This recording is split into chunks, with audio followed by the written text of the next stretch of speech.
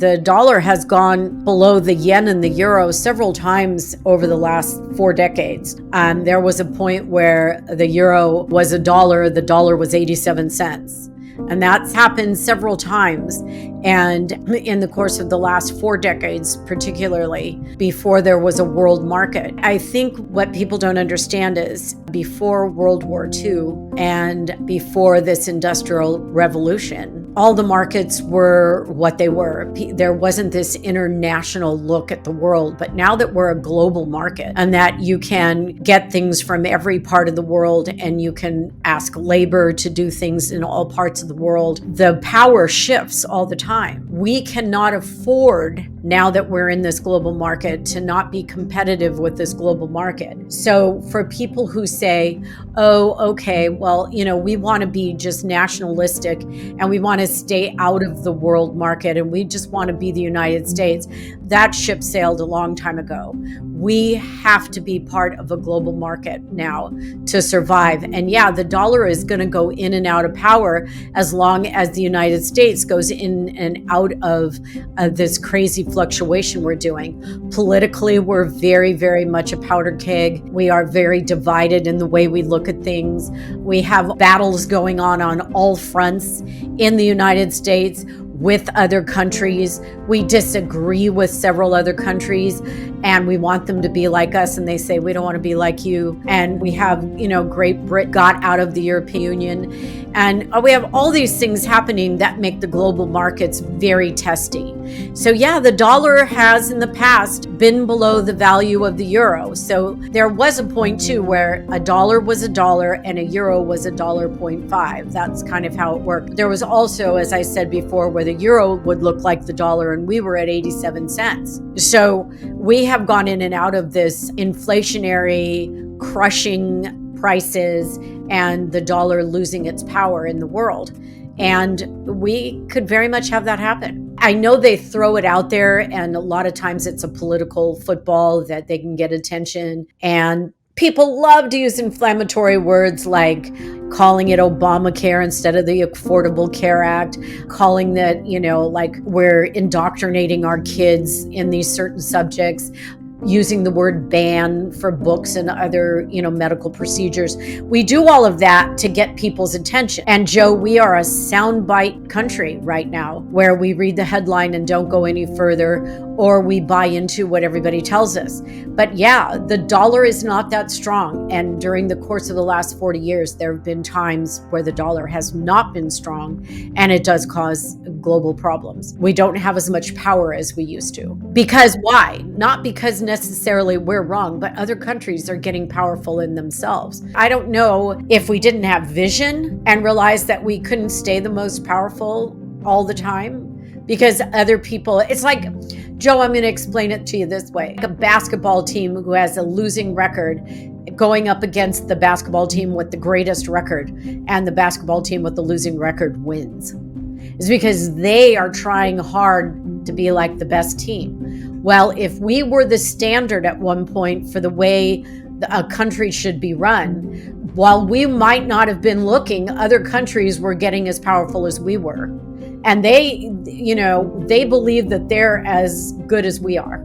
So when people say, yeah, but we're better, why? They think they are.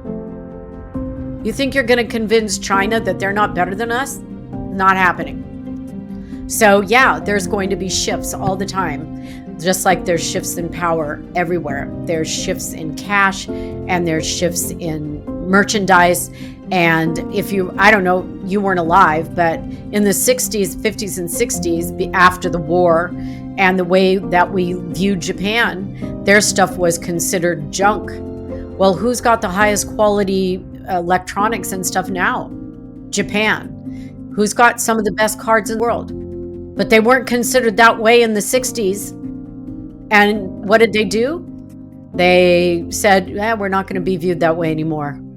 And they became a powerhouse in the electronic and car world. They just did.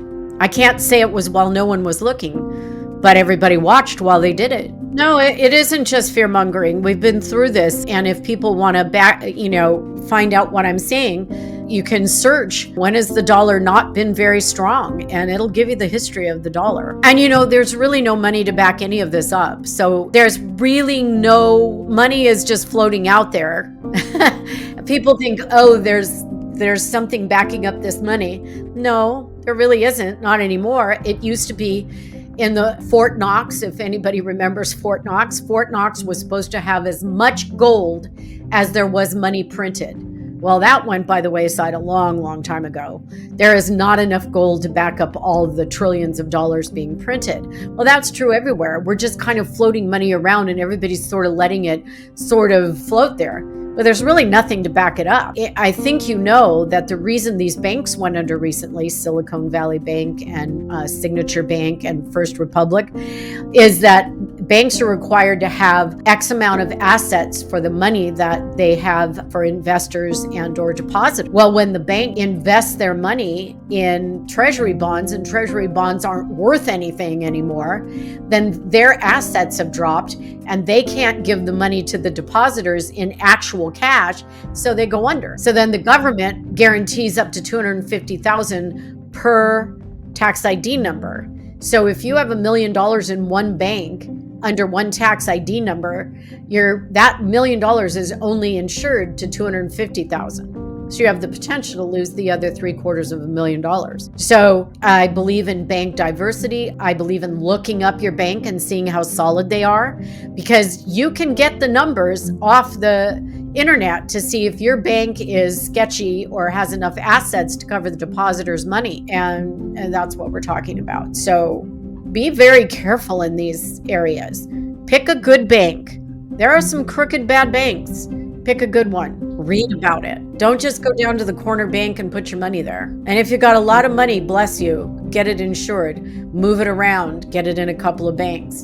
Do not just leave it in one bank under one ID number. And by that, I'll explain. If you have only your Social Security number, and you should actually have money maybe under a tax ID number where you've opened a company, make sure if you have it only under your Social Security number that you have 2 or 3 banks where you have it only up to $250 so that it's federally insured. That's what the FDIC is. They insure your money to $250,000. So if nothing else, if this helps a few people get their money more secure, then it was worth doing. It was worth saying.